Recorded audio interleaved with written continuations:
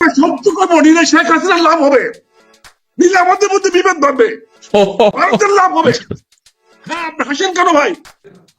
Mob justice করে বা কেউ পাথর মেরে একটা ছেলেকে মারছে, প্রতিবাদ করেন, বিচার চান, ঠিক আছে। আপনারা হঠাৎ করে সন্ত্রাসীর পক্ষে চলে গেছেন, খারাপ লোকের পক্ষে চলে গেছেন, ভেরি গুড, যেতেই পারেন, কারণ মানুষকে তো হত্যা করার কোনো অধিকার নাই। সবটুকু নিলে শেখ হাসিনার লাভ হবে, নিলে আমাদের মধ্যে বিভেদ বাড়বে, ভারতের লাভ হবে। হ্যাঁ, আপনি হাসেন কেন ভাই? আমি যদি আজকে বিভেদ করতে যাই, আপনার শেখ হাসিনার লাভ হবে। আমরা কেন শেখ হাসিনাকে সেই ফায়দা দিব? শেখ হাসিনার রাজাঘাট থেকে রাজাকারের দিকে যান, সমস্যা দিব, কারণ রাজাকার আপনাদেরকে মারবে, আমাদেরকে মারবে না। এই জন্য এখন আপনি প্রশ্ন করেন, আপনাকে আমাদেরকে মনে করে আপনারা চিন্তা করছেন, এখন বলবেন আপনার রাজা, আপনার স্বাধীনতার পক্ষে শক্তি না। আপনারা তো কদিন পরে বলবেন আমরা না ঘোষণা করছে জিয়াউর রহমান স্বাধীনতা, আমরা ঘোষণা করি নাই, আমরা পাকিস্তানে চলে গেছিলাম। এটা আপনারা আগামীতে বলবেন। তারেক রহমান আসবে না। আপনি তো বলছেন শেখ হাসিনার বিচারই হবে না, শেখ হাসিনার তো বিচারই হবে না। আপনি বলছেন একটা অনুষ্ঠান আমি দেখেছি, আপনি বলেছেন যে শেখ হাসিনার বিচার করার কোনো সুযোগ নাই। শেখ হাসিনার বিচার হবে না, কিন্তু তার বিনিময়ে আপনারা কি করছেন? আপনারা কি বললেন? আপনারা তো আমাকে ধন্যবাদ দিলেন না। আপনাকে ধন্যবাদ দিই, আপনার কথা শুনে তো আমরা মুগ্ধ হয়ে, অত্যন্ত যৌক্তিক কথা আপনি বলতেছেন। আরে আপনি আমার একটা সুযোগ দেন না, আমার একটা সুযোগ দেন না। আপনি খুব চমৎকার করে বলেছেন, আপনার কাছ থেকে তো আমরা অনেক কিছু শিখছি। আপনি বলেছেন যে শেখ হাসিনা তো পালিয়ে যায়নি, শেখ হাসিনা তো যায়নি, শেখ হাসিনা নিয়ে গেছে। আপনি বলেছেন, আপনি আবার বলেছেন যে শেখ হাসিনার বিচার কিভাবে করবে। শেখ হাসিনার বিচার যদি শেখ হাসিনা যদি বলে আমি রাষ্ট্র ক্ষমতা থেকে, রাষ্ট্র যখন আক্রান্ত হয়েছে, রাষ্ট্রপ্রধান সরকার প্রধানের একটা ভূমিকা আছে, সরকার দেশের নিরাপত্তা, জনমানুষের নিরাপত্তার জন্য সরকার ভূমিকা নিতে পারে। সেই কারণে আপনি বলছেন শেখ হাসিনা যদি আদালতে এসে বলেও বিচারক তো কোনো উত্তর দিতে পারবে না, শেখ হাসিনা আসবে না, একমাত্র কারণ যে মব ভায়োলেন্স করে যদি শেখ হাসিনাকে মারা যায়, হত্যা করা যায়, সেটা হয়তো হবে। আইন শৃঙ্খলা বাহিনী সেই দায়িত্বও নেবে না। সবকিছু তো আপনি আওয়ামী লীগের পক্ষেই বলে যাচ্ছেন, মানে শেখ হাসিনার পক্ষেই তো বলে যাচ্ছেন। না, আমি বলে যাওয়ার পরে আপনি আজকে চাচ্ছেন আমাকে ধন্যবাদ আপনাকে। না, কিন্তু আপনারা আমাকে চাচ্ছেন জামাতের বিরুদ্ধে উস্কায়া দিতে। আপনি তারেক রহমানকে যে গালাগালি করলো, আপনারা কেন সেটা কন্ডেম করলেন না? আপনারা আওয়ামী লীগের তো এখন কোন রাজনৈতিক কর্মকাণ্ড আনুষ্ঠানিক ভাবে নেই, দলগত ভাবে তো নেই। আওয়ামী লীগ তো বিচ্ছিন্ন অবস্থায় আছে। কেন আপনারা এত বিচ্ছিন্ন হয়ে গেলেন? কেন আওয়ামী লীগ এত বিচ্ছিন্ন হয়ে গেলেন? কেন, কি কারণে? এবং আজকে আপনি কেন আমাদেরকে এইভাবে অত্যন্ত সূক্ষ্ম ষড়যন্ত্রের মাধ্যমে আওয়ামী লীগের পারপাস সার্ভ করার জন্য জামাত এবং বিএনপির সঙ্গে জগা লাগাই দিচ্ছেন? জামাত এবং ছাত্র শিবিরের সঙ্গে আমাদের এই সঙ্গে যুদ্ধ শুরু করে দিচ্ছেন। আওয়ামী লীগ কি সেটা করছে? বিএনপি ছাত্র দলের না, দেখতে পাচ্ছি আমরা যে আওয়ামী লীগ, ছাত্রলীগ তাদের উপর অত্যাচার নির্যাতন চালাচ্ছে। সমন্বয়কদের থেকে বেশি এখন বিএনপি আওয়ামী লীগের উপর নির্যাতন চালাচ্ছে। বিএনপি আওয়ামী লীগের নেতা কর্মীদের ধরে ধরে থানায় দিচ্ছে। বিএনপি আওয়ামী লীগের নেতা কর্মীদের উপর মব ভায়োলেন্স চালাচ্ছে। সেটা আমরা চোখের সামনে দেখতে পাচ্ছি। কাজে আওয়ামী লীগ আর বিএনপি এখন ঐক্যবদ্ধ কিভাবে হবে আমরা সেটা জানি না। বিএনপির এখন উচিত আওয়ামী লীগকে কাছে টেনে নেয়া, যে যেই বনে বাঘ থাকে সেই বনে হরিণও থাকে, যেই বনে হরিণ থাকে, যেমন আপনি বলেছেন নাকি, যেই বনে হরিণ থাকে সেই বনে বাঘ সিংহও থাকে, কিন্তু হরিণ কিন্তু বাইরে থাকে না, লোকালয়ে থাকে না, হরিণ ওই জঙ্গলেই থাকে, বাঘ যেখানে থাকে। কাজে বিএনপি যদি টিকতে হয়, অনেকে বলছেন এখন আওয়ামী লীগকে সাথে নিয়েই বিএনপি টিকতে হবে। অন্যথায় আমরা যেটা দেখতে পাচ্ছি দেশের রাজনৈতিক দলগুলোর এখনকার কর্মকাণ্ড, অন্য দলগুলো যদি একত্রিত হয়ে যায়, বিএনপির অস্তিত্ব আর থাকবে না। এখন আবার কেউ কেউ বলছেন বিএনপি কে মাইনাস করারও একটা চেষ্টা চলছে, সেটি আপনি কি দেখতে পান? দেখতে পাই, হচ্ছে, আপনারা তো করতেছেন। যারা বিএনপি কে যারা করতেছে এটা তো পরিষ্কার। জান না, আমি যেটা বলতে চাই, আপনার বক্তব্য শুনে আওয়ামী লীগের নেতা কর্মী যারা শুনছে তারা কিন্তু খুব খুশি হয়েছে। এবং আপনাকে ধন্যবাদ জানাবে, সাধুবাদ জানাবে। আপনি আওয়ামী লীগের ফেরার ব্যাপারে একটা ইঙ্গিত দিয়ে দিয়েছেন। আপনার কথা মতো যদি হয়, তাহলে সত্য হয় সেটা, তাহলে তো আওয়ামী লীগ ব্যাক করছে। আপনি কিছু এক্সাম্পলও দিয়েছেন, ইরানের কথা বলেছেন, অন্যান্য দেশের কথাও বলেছেন। তার মানে আওয়ামী লীগ ব্যাক করছে। আপনার বক্তব্য আমি শুনি, আমি বলি না একটু, আমি একটু বলি না। আপনি যে আমি জি এক মিনিট ভাইয়া, জি আজকে যদি আমি জামাতের বিরুদ্ধে লড়ি, ঝগড়াতে নামি, জি অস্তিত্ব আমারও থাকবে না, অস্তিত্ব জামাতেরও থাকবে না। আচ্ছা, বুঝতে পারছেন না? এই দুইটা যদি আমরা মাঠে নামি, ছাত্র দল টিকে থাকতে পারবে না, ছাত্র সমিতি টিকে থাকতে পারবে না, ডক্টর ইউনূস তো টিকে থাকতে পারবেই না, থাকতে পারবে না। লাভ হবে কে? লাভ হবে মাসিমার। মাসিমা চলে আসবেন, আমার আপা চলে আসবেন, good good good good good good. আপা চলে আসবেন। কাজে এই সংঘাত তো আপনাদের পক্ষে যাচ্ছে। যা কিছু হচ্ছে আওয়ামী লীগের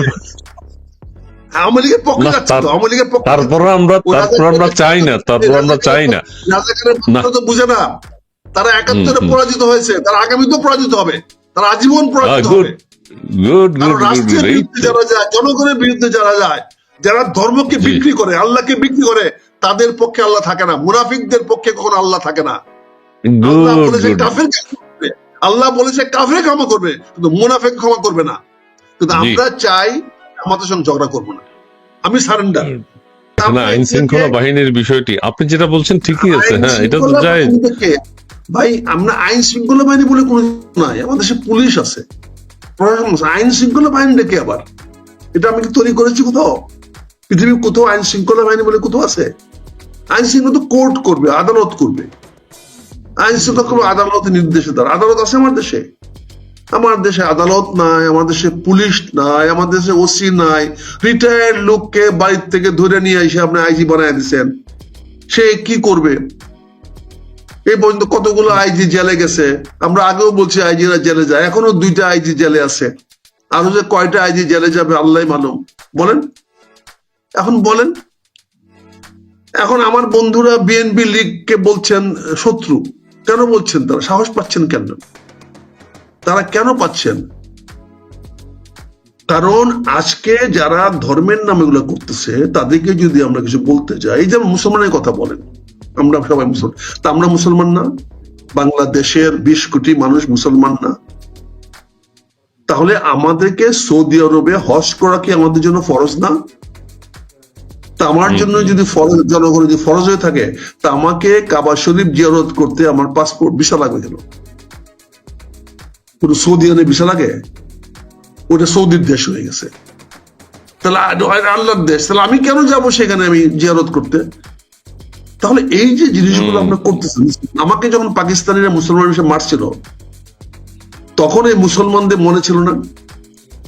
মসজিদের ইমাম সাহেবকে যে ভদ্রলোককে মারলেন, ওই মসজিদের ইমাম সাহেব কি মুসলমান ছিল না? দুইজনই বেহেশতে যাবেন, আপনার কথা, দুইজনই বেহেশতে যাবেন। এখন আজকে হয়েছে কি, আজকে দেখেন, এটা আমাদের দুর্ভাগ্য। প্রধানমন্ত্রী শেখ হাসিনাকে আমরা বলেছিলাম যে আপনি আমাদেরকে বিপদের মধ্যে ফেলে দিয়ে সারা বাংলাদেশের মানুষকে আজকে এই রাজাকারদের সামনে ফেলে দিয়েছেন, স্বাধীনতার বিরোধীর সামনে ফেলে দিয়েছেন। যারা আজকে মসজিদের ইমাম যার কাছে নিরাপদ না, বলেন। আজকে ঢাকা ইউনিভার্সিটি যে সমস্ত ছেলেরা যে ভাষায় কথা বলছে, তারা কি বিশ্ববিদ্যালয়ের ছাত্র কিনা আমার তো সন্দেহ আছে। এখানে যারা যুদ্ধ বাঁধাতে চায়, এই যুদ্ধের জন্য আমরা দেশে আছি। আমরা যুদ্ধ করে বাঁচবো, না হলে মরবো, আমরা আছি। কিন্তু আজকে ঢাকা বিশ্ববিদ্যালয়ের, প্রকৌশল বিশ্ববিদ্যালয়ের যারা জিপিএ 5 পাওয়া ছেলেরা, এটা ওদের ভাষা? মব জাস্টিস করে বা কেউ পাথর মেরে একটা ছেলেকে মারছে, প্রতিবাদ করেন, বিচার চান, ঠিক আছে, আপনারা হঠাৎ করে সন্ত্রাসীর পক্ষে চলে গেছেন, খারাপ লোকের পক্ষে চলে গেছেন, ভেরি গুড, যেতেই পারেন, কারণ মানুষকে তো হত্যা করার কোনো অধিকার নাই। কিন্তু আপনি ওই সোহাগের হত্যার বিচার চান না, আপনি ইমাম সাহেবকে মারলো তার বিচার চান না, আবার আপনি ওই যে বাঙালি ব্যবসায়ী, সে ব্যবসায়ী হয়ে গেছে, বাঙালি হওয়ার ব্যবসায়ী হয়ে গেছে, বলেন। এখন সবাই বলেন ব্যবসায়ী, বাঙালি না, ব্যবসায়ী না, সেটা হচ্ছে মানুষ, তো একজন মানুষ, তো তারও তো পিটিয়ে মারা বা হত্যা করা প্রচলিত আইনে। এই যে খন্দকার ইলিয়াস কি বলছে, আমি কি এত এত দরদ মানুষের, এত দরদ আপনাদের মানুষের জন্য, তো আপনারা গুলি করে মারছিলেন কেন? তো মানুষ শেখ হাসিনা জিজ্ঞাসা করেন না কেন? এত মানুষের জন্য এত দরদ আপনারা, ভাই এত সুন্দর করে বলতেছেন ওরা তো মানুষ, তা ওরা মানুষ ছিল না? আপনার শেখ হাসিনা যখন গুলি করে মারছিল, এখন বিগত সরকার যা ছিল না? করেছে সেটার কিছু কিছু বিচার হচ্ছে। এখন সমস্ত কিছুকে কোথায় আমাদের বিচার হচ্ছে? নোবেল কোথায় বিজয়ী বিচার হচ্ছে?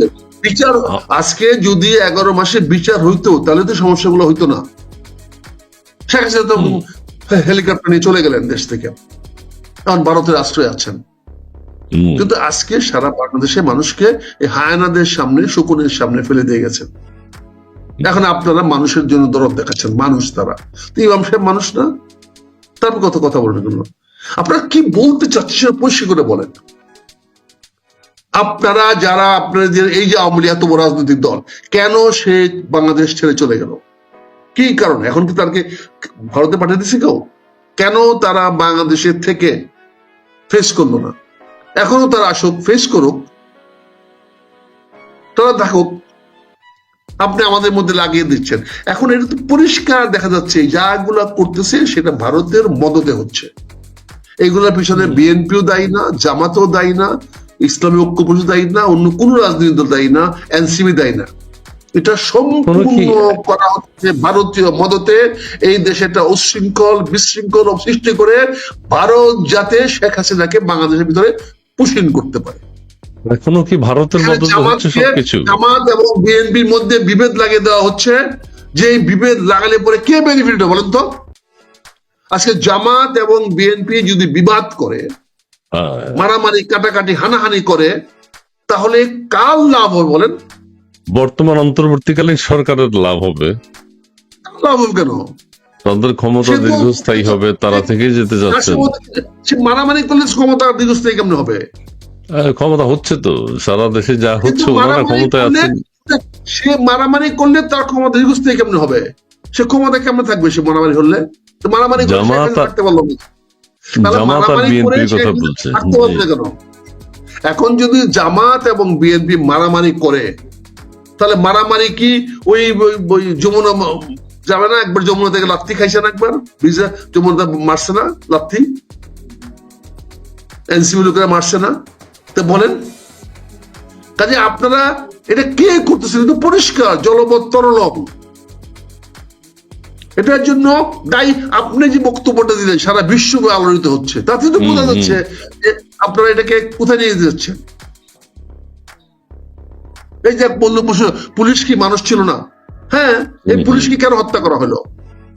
এই পুলিশকে কেন হত্যা করা হলো নামে? কেন হত্যা করা হলো একটু বলবেন প্লিজ? তাহলে বলেন এই বিচার কে দিবে, কে করবে? আপনি বিটিএ হত্যার জন্য কান্নাকাটি করেন, পুলিশ হত্যার জন্য কান্নাকাটি করেন না কেন? আপনি এই যে এতগুলা সরকারি বাংলাদেশের জনগণের সম্পদ পুরানো হলো, এটার জন্য আপনি কথা বলেন না কেন? হ্যাঁ, সবাই বলছে ওই সময় একটা জঙ্গি হামলা হয়েছে, পুলিশকে হত্যা করলো কারা। আমি যে কথাটা বলতেছি আপনি একটু ধৈর্য ধরে বোঝার চেষ্টা করেন। আজকে এই মুহূর্তে হঠাৎ করে ঢাকা বিশ্ববিদ্যালয়ের বুয়েটের ছেলেরা, ঢাকা বিশ্ববিদ্যালয় বুয়েটের ছেলেরা রাত্রে বেলায় মিছিল বের করলো। সেই মিছিলে তারা তারেক রহমানকে অকথ্য ভাষায় গালাগালি করলো কেন? এই গালাগালি যদি করে তাহলে কি হবে? স্বাভাবিকভাবে এটা জামাতের নামে যাবে, জামাত করেছে। কিন্তু জামাত তো করে নাই, জামাতের আমির তো বলছে তারা করে নাই, ছাত্র শিবির বলছে তারা করে নাই। তাহলে কারা করলো? কারা করাচ্ছে?